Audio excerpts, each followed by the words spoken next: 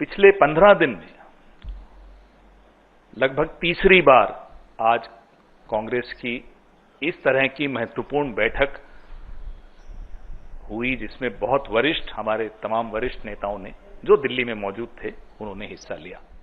आपको मालूम है, आपकी जानकारी में है कि जब पिछली बैठकें हुई पहलगाम के तुरंत बाद और फिर जब कॉन्फ्लिक्ट शुरू हुआ तब पूरा कांग्रेस पार्टी ने अपना समर्थन सरकार को दिया।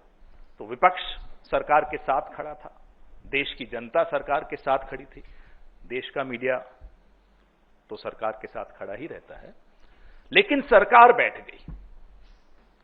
इस बात की चिंता आज सबने उठाई कि किस दबाव में सरकार बैठी, क्यों सीजफायर की घोषणा अमेरिकी राष्ट्रपति द्वारा सबसे पहले की गई, क्यों सौदा, व्यापार, इन शब्दों का इस्तेमाल हुआ, क्योंकि देश की संप्रभुता का सवाल था, देश की सुरक्षा का सवाल था।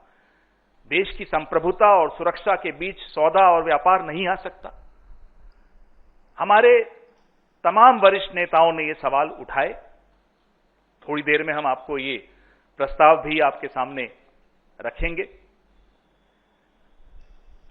और न केवल कश्मीर के मामले में मध्यस्थता की बात अमेरिकी राष्ट्रपति डोनाल्ड ट्रंप ने की, भारत और पाकिस्तान को एक तराजू में तोलने की बात की, प्रधानमंत्री मोदी और प्रधानमंत्री शहबाज शरीफ को एक तराजू में तोलने की बात की। मोदी जी को स्वीकार हो सकता, हमें स्वीकार नहीं है, हम विपक्ष में हैं, लेकिन हम नहीं मानते इस बात को। यह कैसे हुआ और यह स्वीकार कैसे किया प्रधानमंत्री ने और देश की सरकार ने? अमेरिका की भूमि से, अमेरिका की धरती से डोनाल्ड ट्रंप घोषित करते हैं सीज फायर कि उन्होंने करवाया। जैसा कि जयराम जी अभी बता रहे थे, सऊदी अरेबिया की धरती से करते हैं, जमीन से करते हैं, हवा से भी करते हैं, हवाई जहाज में बैठकर भी यही टिप्पणी कर रहे हैं कि साहब मैंने कराया। सवाल उठाए गए आज की कांग्रेस की जो इस बैठक में भी कि चुप्पी क्यों है। सरकार के वरिष्ठतम जो नेता हैं, जो अध्यक्ष हैं, जो प्रधानमंत्री हैं, एक शब्द इसके बारे में नहीं बोले, विदेश मंत्री एक शब्द नहीं बोल रहे। तो यह चिंता इस देश की बढ़ जाती है कि यह निर्णय ले कौन रहा है इस देश की सुरक्षा के बारे में। आज तक ये पहले कभी इस तरह से नहीं हुआ कि सीजफायर की घोषणा कहीं विदेश से कोई और तीसरा देश कर रहा हो। ये सवाल तमाम नेताओं, ये सवाल जनता के मन में, ये सवाल देश भर के मन में है, इसलिए इस सवाल पर चर्चा होना बहुत जायज था।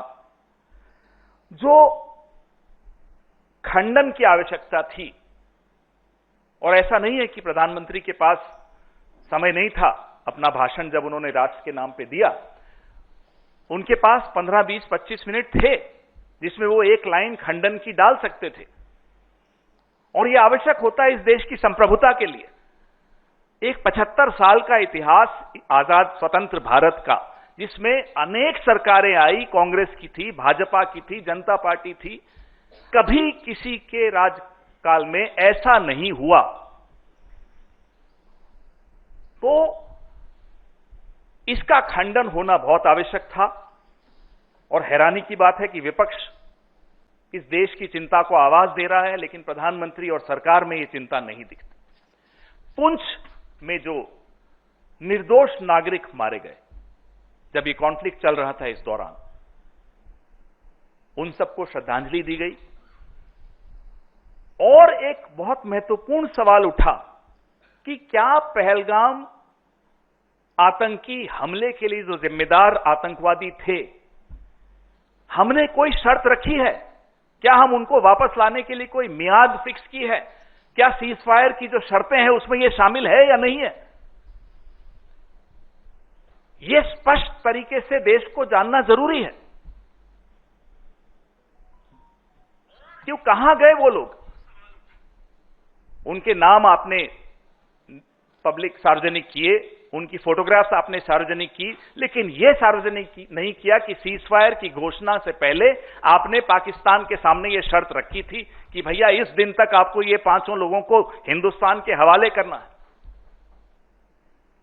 और जो आतंकवादियों के नाम हम सब जानते हैं जो पाकिस्तान में हैं, क्या उनके बारे में कोई निर्णय हुआ, कोई शर्त रखी गई कि उन्हें भी सुपुर्द किया जाएगा, भारत को फला दिन इतने दिनों में सुपुर्द किया जाएगा, ताकि हम अपने हिसाब से कानूनी कार्रवाई उन पर कर सकें? ऐसी कोई स्पष्टता आज नहीं है। सीजफायर की शर्तों के बारे में किसी को कोई जानकारी नहीं है। सोर्सेस चला चला के आप लोग भी थक गए और देश भी थक गया सुन सुनकर।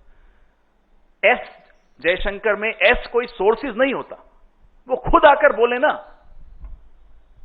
हम यही मांग करते हैं सरकार से कि बहुत गंभीर विषय है, ये सोर्सेस पर नहीं छोड़ सकते। एस साइलेंट होता है, ये सोर्सेस पर नहीं छोड़ा जा सकता। तो आप कृपया करके बताइए कि सीजफायर की घोषणा डोनाल्ड ट्रंप जी के माध्यम से क्यों हुई, अमेरिकी राष्ट्रपति जी के यहां से? आप स्पष्ट तौर पे बताइए कि सीजफायर की शर्तें क्या थी। आप स्पष्ट तौर पे बताइए कि पहलगाम के आतंकवादी कब भारत को सौंपे जाएंगे, क्या ये सीजफायर की शर्तों में शामिल था? आप स्पष्ट तौर पे बताइए कि जो बाकी आतंकवादी हैं जिनके नाम पूरा विश्व जानता है और पूरा विश्व यह भी जानता है कि वो पाकिस्तान की शरण में हैं, क्या उन्हें भारत को सुपुर्द किया जाएगा? अगर किया जाएगा तो कब तक किया जाएगा? ये तमाम सवालों के जवाब आवश्यक थे। जयराम जी ने अभी कहा कि आने वाले दिनों के कदम, तो एक तो जयराम जी ने बताया कि परसों राहुल जी आपसे मुखातिब होंगे।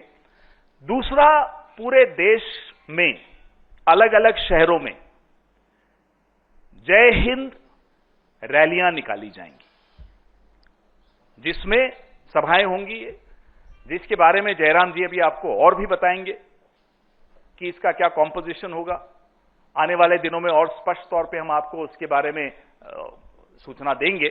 लेकिन मैं जयराम जी से आग्रह करता हूं कि जय हिंद सभाओं के विषय में भी आपसे कुछ स्पष्ट तौर पे बताएं।